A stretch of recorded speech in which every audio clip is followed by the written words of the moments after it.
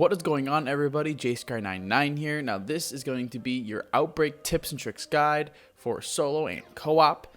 Now this is going to be your class you want to set up. Now obviously this is personal preference, but in my opinion this is the best, if not one of the best classes you can have. I like running the Howard with the infantry V-choke. This makes it when you aim down sight, the damage you deal to a single enemy is greater. The 25.2 task force increases your damage, which is very helpful. The mounted flashlight I run to get more salvage, because you're going to need salvage to buy kill streaks and upgrading your weapon and such. I like running the 8-round tube because, I don't know, I just like having more ammo, don't have to reload as much, more convenient. And then I like running the speed tape to make my ADS faster. You can run the serpent grip. You lose a little sprint to fire time, but honestly it doesn't matter. You really need the muzzle and barrel, in my opinion. The other three don't matter too much. It's kind of up to you. Now for field upgrade, for solo, I use it, and I've seen a lot of people run it, Frenzied Guard. It works phenomenally. So what makes this one so good is that you can refresh your armor anytime you want, as well as if you're doing an objective where, like the retrieve, where you have to walk and the zombies are super sprinters, you pop that and all those zombies start walking, so you can get a really good head start on whatever you're doing. If you're defending something, it takes them away from it. Like, it's very good solo. Solo is probably the best one, because Ring of Fire is useless, Healing Aura is useless. I mean, who even uses Frost Blast? And Energy Mine's relatively useless. So Frenzy Guard, I could honestly say, is probably the only useful one solo, to be quite honest with you. But yeah, for the most part, that is what I would run to start off my game. Now, when you're coming into the game and you're coming in on wave 1, you have literally nothing. What are you going to do? Now, order does not matter. You can do the objective first, you can do side objective first, you can just walk around and loot first. Totally up to you.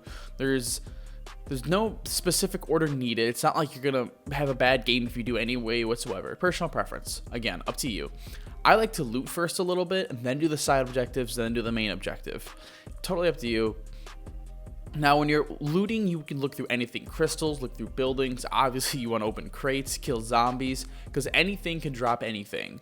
So you can get a ray gun from a small crate on wave 1. It is possible, but it's so incredibly unlikely, so don't bank on it at all. From what I've seen, most wonder weapons come from side objectives, or you get it from the box. But I think I've only seen a wonder weapon come from an actual loot box that isn't part of a side objective once. So, I mean, it's definitely possible. It's just practically not likely at all, because I've only seen it once, and I've seen a lot of Outbreak gameplay. So, now, when you're walking around and looting stuff, you want to try and get as much salvage as you can. Salvage is very important. Money is also important as well, because you're going to be buying perks, pack punching. But I will say salvage is one of the more important things, because you need to level up your gun as much as you can, as well as level up your armor, because the zombies do get difficult relatively quick. Do the side objectives too. They grant you better weapons. They can give you better equipment, better armor, wonder weapons, a lot of money. But that big canister there, that's a 500-point canister. Try and look at those. There's in hard to reach places, but usually they're not. Now, when you first warp, when you're about to leave the first area, what I like to do is I typically can get my shotgun to pack a punch once. Sometimes I can get it double papped, as well as get it to green. I very rarely have ever been able to get my shotgun to blue. It depends how much you want to loot. You could loot the entire map, and you could probably pull off getting a blue weapon. When it comes for ammo mods, I always run Brain Rot, because I like shooting one zombie. Like, if there's one zombie that I just don't feel like dealing with in a horde, I shoot him, Brain Rot him, and I don't have to worry about him. And he helps me out, so that's how I look at it. Now, when you go to buy perks when you leave, if you don't already have a perk from the random perk side objective, I buy Jug every time, because I'd rather be safe than sorry, and I'll just have Jug just to play it safe. Now, when it comes to side objectives, there's the crate objective. The crate objective is simply you activate it, and you just don't die for, like, I don't know, 45 seconds. The time varies. I believe you have to kill a specific zombie or something, because I've had this where I activate it, and then like 10 seconds in, it's like, oh, you're done. I'm like, what? And then there's other times where it's like a minute. I'm pretty sure you have to kill the big zombies before this crate opens.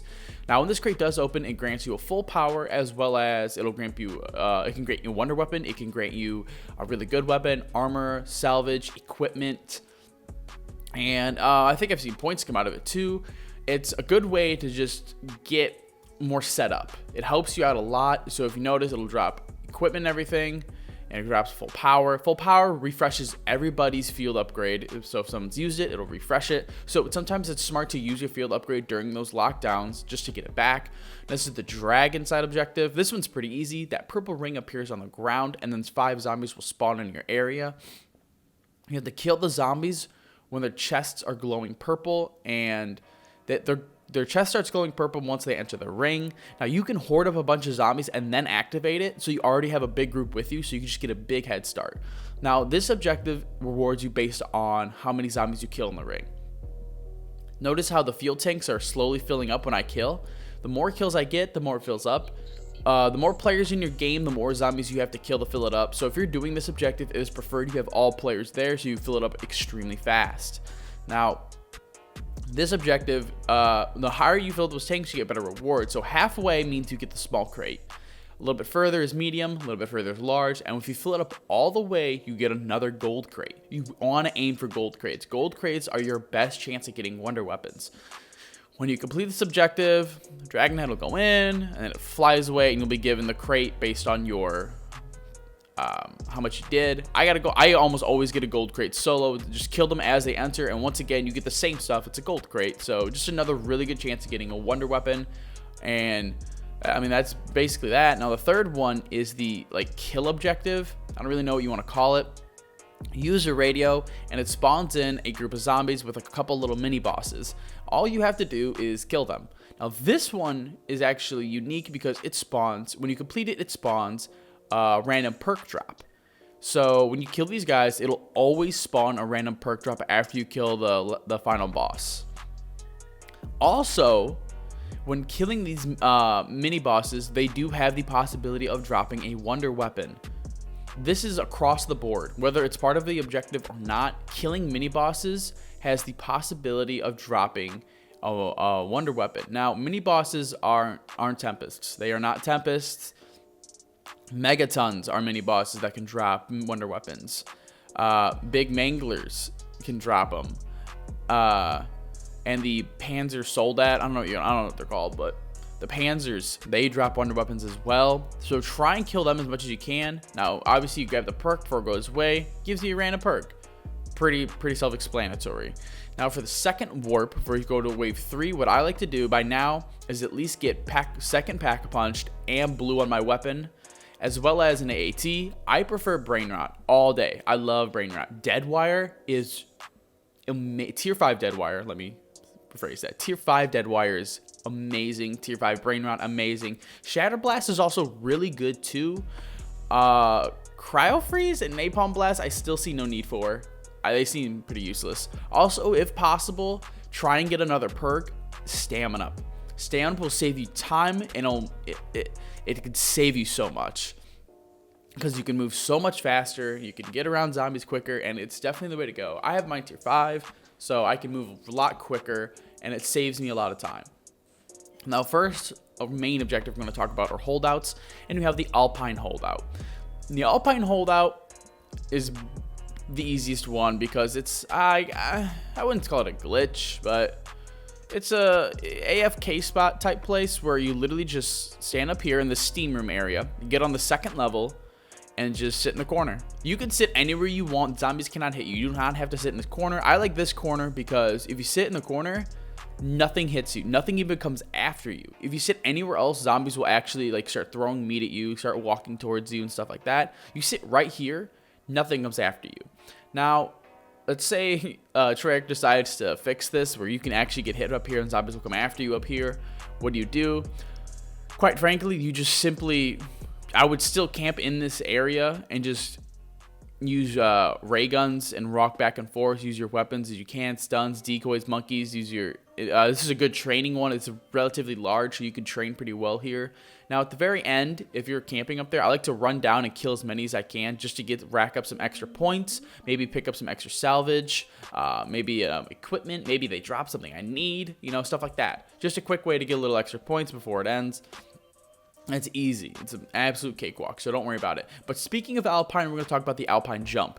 Now, this is a jump you can do from this area. Now, this is an area that the dragon objective spawns, as well as that you can just spawn into the map when you load in. Now, this spot, to get it right, you got to run right here, jump in between these two trees, and parachute immediately. And you want to glide, and you want to aim right here, right over this fence, this little dip, and you want to aim right there. And if you get it right, like so, you can glide from the farthest corner of the map all the way to the complete opposite side of the map. Doing this also has one of my favorite parts, and it's the view. I just love being up this high and just being able to see the whole map. I love it. Now this is I mean, pretty pointless unless it's just good to save time. You know, it's really good to save time, get you from one end to the other, and I love it. It's just a little trick I thought I'll show you guys. Now this is the Ruka holdout. The Ruka holdout is, I would say, solo a little trickier because, I mean, again, you're by yourself. So if, say, you have megatons and mimics coming at you, I only did it around 7, so it wasn't that bad. But if it's around 30 and you're doing this, it can be hard solo. It can be really hard solo. Now, when it comes to places to camp, there's 2 places. There's right here is the kitchen, and then you could also go upstairs. I would say the kitchen is definitely better because the zombies all come in from one direction, as well as you actually have a second way out. So let's say they're all coming in the door and you feel overwhelmed and you want to get out and just get some space. That window to the right there, that little like kitchen window, you can actually jump out of that. So let's say they're all coming in the door and you feel stressed, like I don't think I can kill them all. Like let's say there's 2 megatons coming and you're like, there's no way I'm gonna live here. You can jump out that side window and go upstairs, or you can train around a little bit, get them out, clear them out, deal some damage, and then come back in. Up to you. This spot co-op, I honestly think is a cakewalk. This is like Weapons Lab, but like easier because they only come from one direction. So if someone's popping a ray cave or like this, you can just tap a ray gun and you're literally untouchable. So I tried using my shotgun as much as possible to see how it would be if I didn't have any wonder weapons. And honestly, just my shotgun alone held up pretty well. Also, I didn't go against a bunch of like manglers and mimics and whatnot, so I can't totally vouch for it. But I will say this is definitely the spot you want to be in. Go upstairs if you really feel like the spot gets overwhelming. You could run upstairs for a little bit. You only have to last 3.5 minutes, so it's not the biggest deal in the world. Now, for the Golova holdout, unfortunately, this is all the gameplay I have of it because this is all I did. I mean, you can't blame me. This was so much fun running around being in an invincible car. So this is literally all of my gameplay of Golova holdout. I do not have any actual gameplay of me playing the holdout. So, but from what I've seen, that in the Golova, there are 2 side rooms you can get in, and that if you're playing solo, it's recommended to probably not go in those, but just kind of like stay in the main area and train around, stay alive as much as you can. Use decoy stuns and your field upgrades to your advantage to use up time. What I've also seen is that people because if you're doing this holdout obviously gets really hard at higher rounds, which by then you should have a good amount of money. So I've seen people purposely down themselves to waste a bunch of time, which is actually relatively smart because if you come out of it, you'll still have a bunch of money, and plus you get another like 5,000 points. So like, downing yourself is actually a pretty good idea. Obviously, you're going to lose your perks, but you could just buy them back instantly, so don't worry about it. So if you really feel like you're like a minute away or you're 45 seconds away and you cannot hold on any longer, honestly, downing yourself is not a bad idea. It's really not. Otherwise, co-op, there's the 2 side rooms. You can go in one of the side rooms. You can have one person protect the window, as well as you can have a backup person protect the window if need be, and the other people guard the door. Now, again, if you have ray Ks, it's simple as popping the ray K shot, the charge shot, and just shooting it and killing everything. Now, when a big guy comes in, you can have one of your players running Ring of Fire. You can pop that. It'll wipe them out. Frenzied Guard can make all the zombies come after one person, so the other players can kind of like focus on one zombie without being targeted by a bunch of others. Healing Aura can be very helpful in co-op, just to keep people alive. Or if someone goes down, if there's a lot of zombies and say a couple people go down and you cannot revive them simply because there's so many, Healing Aura brings them back. It's very helpful. Once again, Frost Blast, relatively useless. I could see how it could be useful, like, oh my god, it freezes everything, but, I mean, who's going to use it, honestly? It's Frost Blast. I mean, come on, guys. So, now we're going to get into the defense. Defends are very simple. Pretty self-explanatory. Defend the canister thingy here. Now, what I will say is that it gets harder later on. The Ruka Defend is very easy. I think this is one of the easiest ones. Golova is the easiest ones. I don't know why I'm saying one of the easiest. There's only 3 locations, so this one is pretty. This one's the second easiest. Why it's a little harder is just because its location. There's really nowhere to go to get a vantage point or to be safe. Zombies will always come after you at this defend. Golova's different, and you'll see why. This one's very simple. Just keep moving. Try and kill things as they spawn to keep things off of the. Keep zombies off of the machine. Use decoys to keep them away. Use stuns to stop them from hitting. Grenade, C4, that works well. Frenzied Guard, again, pulls them away. When it comes to like a bunch of megatons coming, you can stun the megatons. I've noticed that the megatons come at the later parts. So if you have 5 stuns, I'll keep stunning the megaton, and he won't even get. And it'll take him a minute just to even get over here. So it wastes a minute of time, and by then it's probably almost over. So this is a very good one to just rely on defense a lot. And co-op is so much easier. You can have people guarding each way. You can have someone guarding the machine. Once again, co-op makes things a billion times easier. Now for Golova defend, this works solo or co-op. You can do either. I like to coming up here. You want a ranged weapon. Obviously, a shotgun doesn't work here because it doesn't shoot that far. You sit up here and you simply just spray. Now this works great. Nothing can come up here at all. You are invincible up here, except a zombie may or may not throw a meat thing at you every so often. It'll never kill you though, so don't worry. Just with a ranged weapon, shoot from up here and you're perfectly safe. You can do the entire objective from up here, and I love it. The only zombies that can come up here are megatons. How they get up here, I don't know, but they do come up here, and me and my buddy, we found this out the hard way.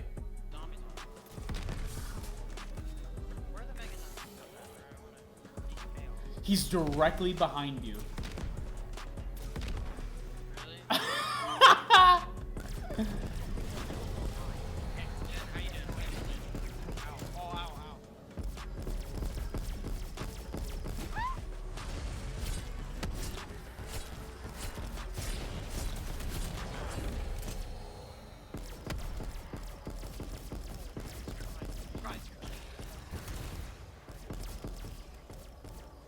Kill the megaton.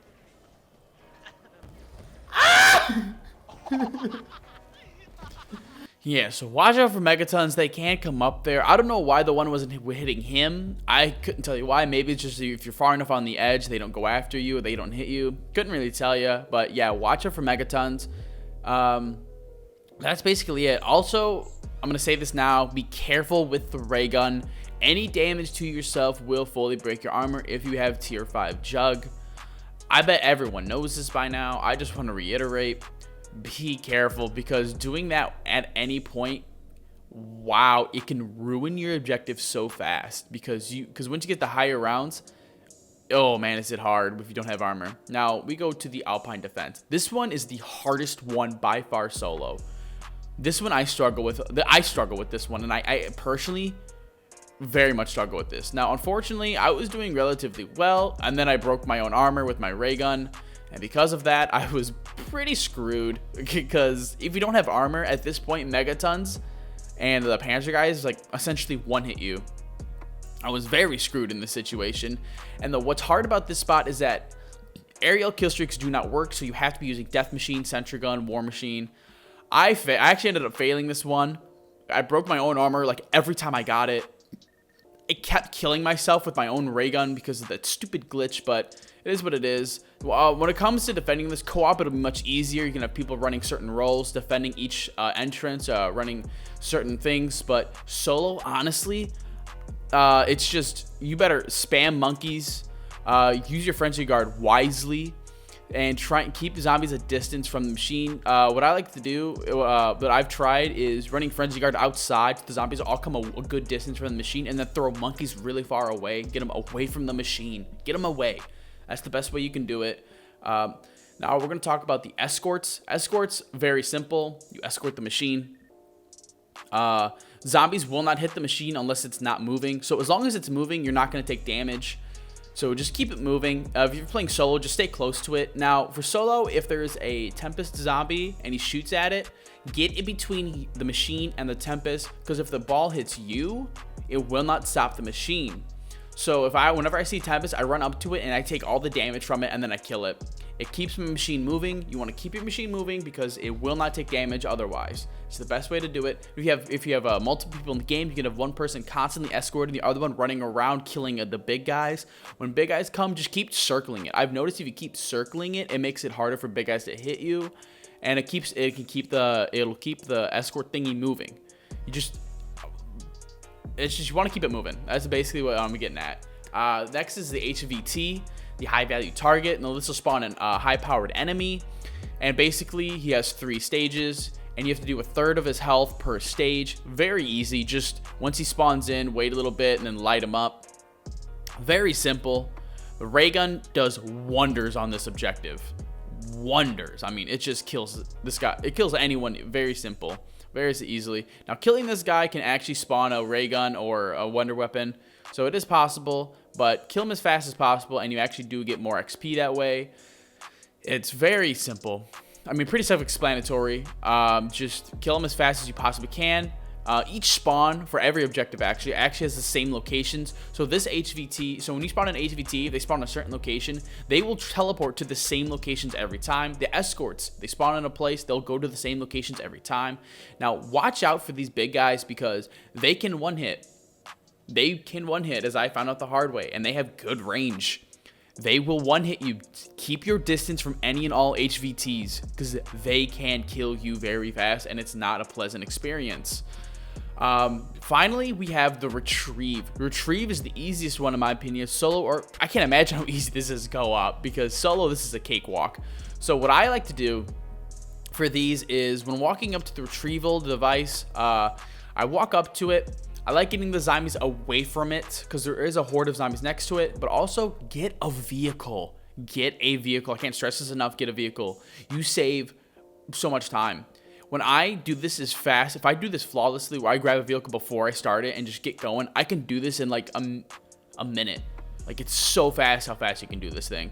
So you want to pop it up and it'll pop the canister, and what you want to do is clear the zombies before you grab the canister. That way you don't just get hoarded, because you can't sprint or jump or anything. Get on your vehicle and get out. Go as fast as you can. Go straight to the retrieval thingy, whatever you want to call it.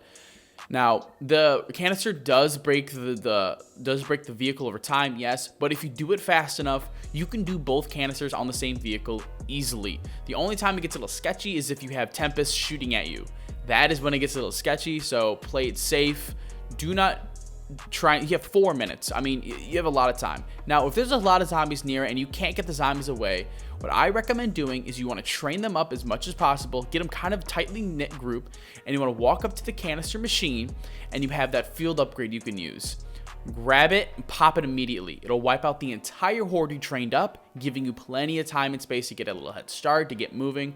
I get back on my vehicle and I haul it right back. Critical damage pops up, but that's not a problem. Just get off and finish the objective. Absolute cakewalk. Now, that's it. So, thank you all for watching my tips and tricks video. I hope all of you have a great time on Outbreak. I personally love it. So, thank you, and I'll see you in the next one.